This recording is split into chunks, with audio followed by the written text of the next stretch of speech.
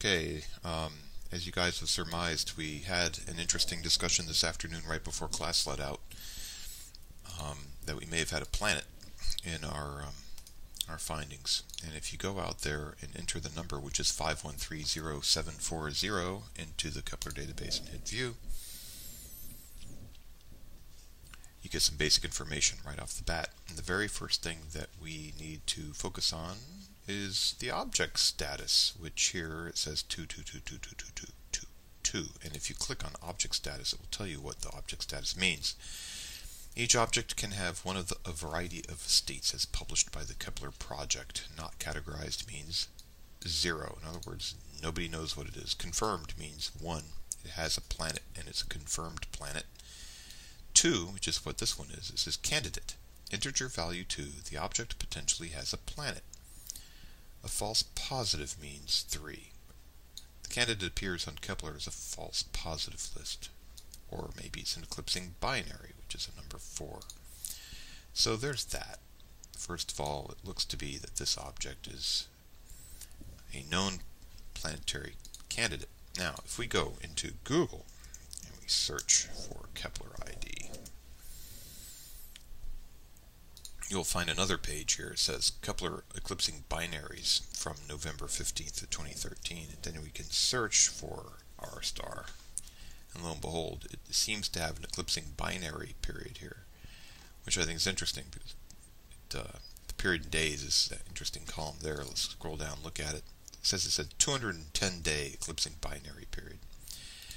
Now, you can believe that or not. Let's take a look at the data and see what we think. And yes, I agree, the period of whatever it is 210 days. That's pretty easy to do. So we go out here and we get a time series of the data.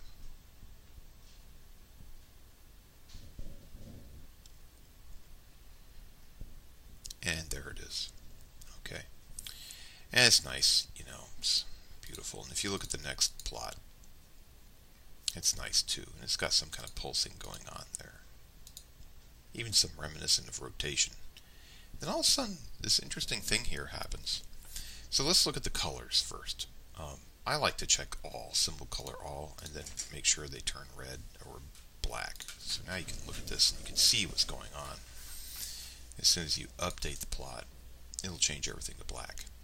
And look what happened. It shrunk down everything. Everything in the prior sessions, in the prior cadences, you could see this is an expanded wave of activity, of pulsation and rotation.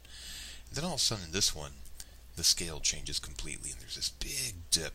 And we can draw a box around that and zoom in. And that's pretty cool, huh? So let's zoom in some more. Yeah, that's really something. It looks either like an eclipsing binary or it looks like a planet transit in all reality. But there's something interesting about a planet transit that has a point at the bottom as opposed to like a flat space. Whatever it is big enough to block out the entire star before it starts ending the eclipse again. So this is not a small object that is transiting our object of interest, our star of interest. Okay? Just a thought. And so if we were to look at several of these, I'm just going to check a bunch of them and hit update. You will see that there's like a major dip in every other data set, and the dips start out early in the data set and kind of move to later representative sections of the data set, and that separation is about 210 days. You can actually do this. You can click here and see that this one is at Julian date 285. Go to the next one, zoom in. This one's at 495. Do the separation, and that is 210 days. And then you can predict when you're going to see the next set. And sure enough, if you do all of these like this and say update plot, look what happens. You're going to see this beautiful activity here. Isn't that really neat? I think that's really something. Okay. Let's go look at a periodogram of this object and just look at the 16th. Compute a periodogram for dataset 16. I don't care if it has a big dip or not.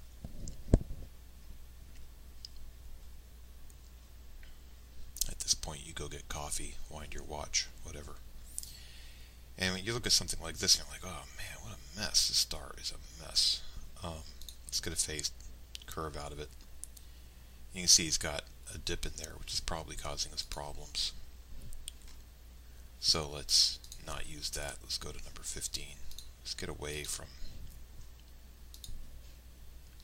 dips where it's got either an eclipsing binary or a planet.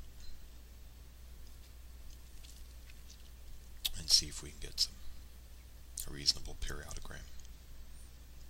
There you go. It's much more reasonable. It's got two definitive curves. We'll take the larger of the two. Tell it to calculate a phased plot. It's interesting. That might be right. Let's try the next one too. Yeah, that's the correct one.